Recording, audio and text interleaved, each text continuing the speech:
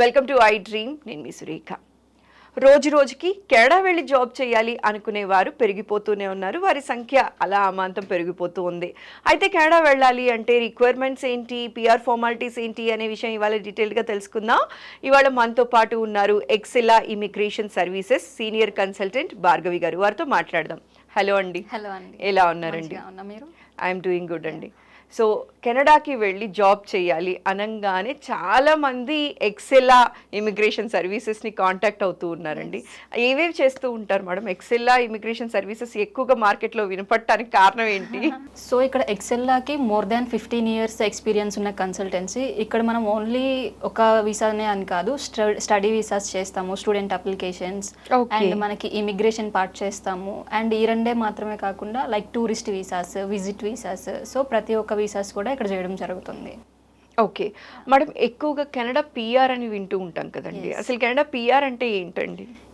PR means permanent residency visa. So ఇదేంటి అంటే ఎవరైతే ఇంకా అబ్రాడ్ వెళ్ళి సెటిల్ అయిపోదాం, ఫ్యామిలీతో హ్యాపీగా ఉండి జాబ్ చేసుకుందాం అనే వాళ్ళు ఈ పిఆర్కి ఎలిజిబుల్ అవుతారు. ఓకే. సో నార్మల్గా మనం ఏ వీసా చూసుకున్నా కానీ అక్కడ టెంపరీ మాత్రమే ఉండి వచ్చేయాల్సి ఉంటుంది. సో ఇదేంటి అంటే పర్మనెంట్ రెసిడెన్సీ అనమాట. ఇంకా సెటిల్ అయిపోయి మీరు ఇంకా అక్కడ జాబ్ చేసుకునే విధంగా ఫ్యామిలీ మొత్తం. ఓకే మేడం, ఈ పిఆర్ బెనిఫిట్స్ ఏంటి? Canada PR benefits? PR through మనకి కెనడా గవర్నమెంట్ ఇస్తున్న బెనిఫిట్స్ ఏంటి అంటే ప్రైమరీ పర్సన్గా మీరు మాత్రమే ఫుల్ టైం జాబ్ చేసుకోవడం కాదు, మీతో పాటు డిపెండెంట్గా వస్తారు కదా, వాళ్ళు కూడా ఫుల్ టైం జాబ్ చేసుకోవచ్చు. అండ్ మీరు రిలవెంట్ జాబ్ చేసుకోవాలా అంటే కాదు, ఇన్ ఎనీ ఫీల్డ్ మీరు జాబ్ చేసుకునే ఛాన్స్ మనకి కెనడా గవర్నమెంట్ అందిస్తుంది. అండ్ మీతో పాటు కిడ్స్ ఉంటారు కదా, 18 years వచ్చేంత వరకు ఫ్రీ ఎడ్యుకేషన్ మనకి కెనడా గవర్నమెంట్ అందిస్తుంది. ఓకే. అండ్ హోల్ ఫ్యామిలీకి ఫ్రీ మెడికల్స్ కూడా వస్తుంది. అండ్ వీటితో పాటు మనకి అన్ఎంప్లాయ్మెంట్ బెనిఫిట్స్ అనేది కూడా ఈ కెనడా గవర్నమెంట్ త్రూ మనం అందుకోవచ్చు. మేడం, కెనడా పిఆర్కి ఎవరెవరు అప్లై చేయొచ్చండి? అంటే ఎలాంటి వాళ్ళు ఎలిజిబుల్ అండి? ఇక్కడ ఆల్రెడీ కెనడా గవర్నమెంట్ మనకు ఒక లిమిట్ పెట్టుంది. లైక్ మనకి నెంబర్ ఆఫ్ ఇన్విటేషన్స్ ఇస్తుంది కదా అనేసి కాదు, ఎవరైతే ఎలిజిబుల్ ఉంటారో వాళ్ళని మాత్రమే అలా చేస్తుంది. సో ఇక్కడ ఏంటంటే ప్రతిదీ పాయింట్స్ బేస్డ్ ఉంటుంది. అవుట్ ఆఫ్ 100 points ఎవరికైతే 67 points వస్తాయో వాళ్ళు కెనడా పిఆర్కి ఎలిజిబుల్. ఓకే. ఈ 67 points ఏమేమి బేస్ చేసుకుని ఉంటాయి? మీ ఏజ్, మీ క్వాలిఫికేషన్, అండ్ మీకున్న వర్క్ ఎక్స్పీరియన్స్, అండ్ మీరు రాస్తున్న ఐఎల్స్. సో ఈ ప్రొఫైల్ని బట్టి మీకు 67 points ఉంటాయి. సో ఎవరైతే అవుట్ ఆఫ్ 167 మీట్ అవుతారో వాళ్ళు ఎలిజిబుల్ అవుతారు. ఓకే. బేసిక్ రిక్వైర్మెంట్స్ ఏంటండి? ఇక్కడ మినిమం ఎవరు అప్లై చేసుకోవాలి పిఆర్కి అనుకుంటే ఎవరైతే డిగ్రీ కంప్లీట్ అయిపోయి minimum 2 years experience in any field ఉన్నా కానీ కెనడా పిఆర్కి ఎలిజిబుల్ అవుతారు. లేదు మాస్టర్స్ చేసిన వాళ్ళు ఉంటారు కదా, 1 year ఎక్స్పీరియన్స్ ఉన్నా కానీ వాళ్ళు ఎలిజిబుల్ అవుతారు. మేడం, జనరలీ ఏ కంట్రీకి వెళ్ళాలి అనుకున్నా ఈ పిఆర్ ప్రాసెస్ చాలా టైం పడుతుంది, ఇయర్స్ టుగెదర్ తినేస్తుంది అంటారండి, భయపడతారు. సో మొత్తానికి మాట్లాడాలంటే ఈ కెనడా పిఆర్ ప్రాసెస్ టైం ఎంత పడుతుందండి ఓవరాల్గా కంప్లీట్ అవుతుంది? మాట్లాడుకుంటే ఇది మనకి 4 to 10 months పట్టొచ్చండి. Okay. Like minimum time period వచ్చేసి 4 months లో 4 months లో కూడా వచ్చినాయి ఉంటాయండి. బేస్డ్ ఆన్ ప్రొఫైల్ ఉంటుంది, క్లయింట్ ప్రొఫైల్ కావచ్చు. అండ్ ఇంకొకటి ఏంటి అంటే లైక్ కెనడా ఇమిగ్రేషన్ ఒక్కొక్క రిక్వైర్మెంట్ని బట్టి మనకి ఇన్విటేషన్స్ తీస్తూ ఉంటుంది. సో అది బేస్డ్ ఆన్ ప్రొఫైల్ అనుకోవచ్చు. ఓకే. ఐఎల్స్ అని వింటూ ఉంటాం కదండి, ఈ ఐఎల్స్ మ్యాండేటరీ అంటారా కెనడాకి వెళ్ళాలి అనుకునే వాళ్ళు? ఒకవేళ రాస్తే వీళ్ళకి ఎంత స్కోర్ మినిమం ఉండాలండి? మ్యాండేటరీ, ఎందుకంటే ఇప్పుడు మనకి లాంగ్వేజ్ అనేది ఇప్పుడు మనం అదర్ కంట్రీ వెళ్తున్నాం కాబట్టి మినిమం ఇంగ్లీష్ అయితే వచ్చి ఉండాలి. సో అందు పర్పస్ ఐఎల్స్. ఇదేంటంటే ఒక ప్రొఫిషియన్సీ టెస్ట్. ఓన్లీ ఐఎల్సా అంటే కాదు, ఇప్పుడు మనకి రీసెంట్గా సెల్పిప్ కూడా రాయొచ్చు అండ్ పీటీఈ కోర్ కూడా రాయొచ్చు అనేది వచ్చింది. సో దీనికి తగ్గట్టుగా మేము ట్రైనింగ్ ప్రొవైడ్ చేస్తాం, సపరేట్ ట్రైనర్స్ ఉన్నారు మనకి. ఓకే. సో ఎవరైతే ఓన్లీ ఐఎల్స్ గురించి భయపడి ప్రాసెస్ ఆపుకునే వాళ్ళు నేను చాలా మందిని కూడా చూశాను. సో వాళ్ళ గురించి ఏంటి అంటే సపరేట్ ట్రైనర్స్ ఉన్నారు. మీ డైలీ బిజీ లైఫ్లో 1 hour ఇస్తే సరిపోతుంది. ఓకే మేడం, ఇంకొకటి ఏంటి అంటే ఎక్స్ప్రెస్ ఎంట్రీ పూల్ అని చెప్పి ఎక్కువ వింటున్నామండి. ఏంటండి అసలు ఇది ఎక్స్ప్రెస్ ఎంట్రీ పూల్ అంటే? లైక్ ఈ ఎక్స్ప్రెస్ ఎంట్రీ ఏంటి అంటే ఆన్లైన్ అప్లికేషన్ సిస్టమ్ అనమాట. ముందు ఇక్కడ దాకా రావాలి అంటే మనం ఐఎల్స్ కంప్లీట్ చేసి ఉండాలి. అండ్ దీంతో పాటు మనం చదివిన బ్యాచిలర్స్ కావచ్చు, మాస్టర్స్ కావచ్చు, ఆ యూనివర్సిటీ అనేది కెనడా గవర్నమెంట్ వాళ్ళు చెక్ చేస్తారు. ఈ 2 steps కంప్లీట్ అయిపోయిన తర్వాత మన ప్రొఫైల్ ఎక్స్ప్రెస్ ఎంట్రీలోకి లాంచ్ అవుతుంది. ఇక్కడ ఎట్లా ఉంటుందంటే ఎవ్రీ 15 daysకి డ్రాస్ జరుగుతూ ఉంటాయి. లైక్ మనకు వచ్చిన పాయింట్స్ ఉంటాయి కదా, దాన్నే మనం సిఆర్ఎస్ పాయింట్స్ అంటాం, కాంప్రహెన్సివ్ ర్యాంకింగ్ సిస్టమ్ అని అంటాము. సో మనకు వచ్చిన CRS points and Canada government పెట్టిన కట్ ఆఫ్ పాయింట్స్ ఉంటాయి కదా, ఆ రెండు కనుక మీట్ అవుతున్నాయి అనుకుంటే మనకి కెనడా గవర్నమెంట్ నుండి ఇన్విటేషన్ వస్తుంది. సో టోటల్లీ ఈ ఎక్స్ప్రెస్ ఎంట్రీలో మనకి 2 టైప్స్ ఉంటుంది. Like one is FSW and another one is PNP. FSW means federal skilled worker.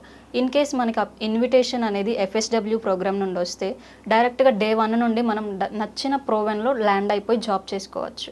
Okay. Remaining benefits అన్నీ సేమ్, లైక్ 5 years వీసా వస్తుంది and wife and husband same job చేసుకోవచ్చు full time, కిడ్స్కి free education. And ఇంకొకటి PNP, province nominee programme. ఇదేంటి అంటే particular state నుండి మన work demand ఉంటే ఇన్విటేషన్ డైరెక్ట్ వస్తుంది. సో దీన్నే మనం PNP ప్రోగ్రామ్ అని అంటాం. సో ఇక్కడ ఏంటి అంటే డిఫరెన్స్ రెండింటికి, PNPలో మనం 2 years స్టే ఉండి తర్వాత మనం ఎటైనా చేంజ్ అవ్వచ్చు. మేడం వీసా వచ్చాక జాబ్ ఆపర్చునిటీస్ ఎలా ఉన్నాయండి? ఇప్పుడు మనం ఎక్కువగా లైక్ డైరెక్ట్ PR వచ్చేసి కెనడా అండ్ ఆస్ట్రేలియా రెండూ ఇస్తుంది. బట్ ఇప్పుడు మనం ఎక్కువగా కెనడా గురించి మాత్రమే మాట్లాడుకుంటున్నాం. ఎందుకు అంటే లైక్ ఇక్కడ ఇన్ ఎనీ ఫీల్డ్ చేసే అవకాశం మనకి కెనడా గవర్నమెంట్ అందిస్తుంది. ఇన్ ఎనీ ఫీల్డ్ మనకి మినిమం 2 years ఎక్స్పీరియన్స్ ఉన్నా మనం కెనడా PRకి ఎలిజిబుల్ అవుతాము. అండ్ అది ఐటీనే ఉండాలా అంటే కాదు, ఐటీ కావచ్చు, నాన్ ఐటీ కావచ్చు, లైక్ మెడికల్ ఫీల్డ్, ఇట్లా సపరేట్ కనుక ఏ ఫీల్డ్లో ఎక్స్పీరియన్స్ ఉన్నా కానీ మనకి అక్కడ డిమాండ్ కంపల్సరీ ఉంటుంది. అండ్ ఈ డిమాండ్ మనం తెలుసుకోవాలి అనుకుంటే ఫస్ట్ స్టేజ్లోనే తెలుసుకోవచ్చు. అసెస్మెంట్ ఫామ్ ఉంటుంది, ఎలిజిబిలిటీలోనే మనకి NOC కోడ్ అని ఉంటుంది, నాక్ కోడ్, 5 digit కోడ్. అది తెలిస్తే అసలు మనకి ఎంత డిమాండ్ ఉందనేది మనకి ఇనిషియల్ స్టేజ్లో తెలుస్తుంది. మేడం ఒక్కసారి వీసా వచ్చిన తర్వాత ఫ్యామిలీ ఒకటేసారి వెళ్ళొచ్చా అండి కెనడాకి? వెళ్ళొచ్చు. ఓకే. లైక్ ఈ PR ఏంటి అంటే టోటల్లీ ఫ్యామిలీ మొత్తానికే అనమాట. వైఫ్, హస్బెండ్ అండ్ కిడ్స్ వస్తారు. ప్రైమరీ పర్సన్ ఏంటి అంటే మనకి PR వచ్చిన తర్వాత మనకి కెనడా గవర్నమెంట్ టైం ఇస్తుంది.